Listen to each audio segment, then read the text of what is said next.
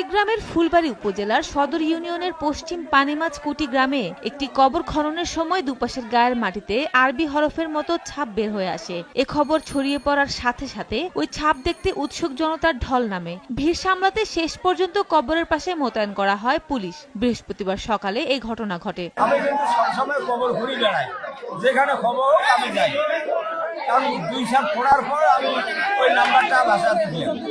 দেখিয়ে আবদুল্লাহ বললাম যে দেখো তো নাম্বারটা কি, দেখে তা আরবি লেখা, আমার তো করতে পারি না। পরে ওই আবার খুঁজতেছি 2 পাখে নাম্বার আবার ভাসি ভাসি উঠবে, কারণ যতই ঘুরি অতই নাম্বার ভাসে, যতই ঘুরি অতই নাম্বার ভাসতেছে। পানিমাছ কুটিতে এক ভাই ইন্তেকাল করেছেন। ওনার কবর খুঁজতে গিয়া দেখা গেল যে কবরের পশ্চিম সাইডে ইয়াসিন শব্দটি, ইয়াসিন 2টি অক্ষর ভাসি উঠতেছিল। আমি এখানে এসেই নিজের চোখে দেখতেছি হাজার হাজার লোক দেখতেছে। তো আমি যে হরফগুলো দেখলাম ইয়াসিন, এটা স্পষ্ট বোঝা যাচ্ছে এবং পরবর্তীতে আরো অনেক হরফ দেখা যাচ্ছে। ইয়াসিন সুরিয়ানো তো আমার হাউস বাড়ি থেকে ফোন করিয়েছে, ইয়াসিন সুরিয়ানো অপরাধ ফাঁসিছে, আমি শুনিয়ে অটো ভাড়া করে আসি।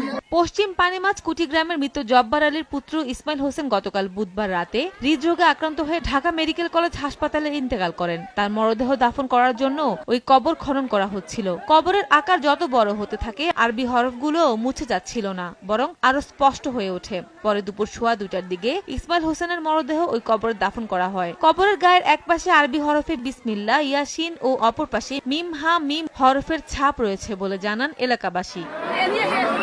সময় সংবাদ, কুড়িগ্রাম।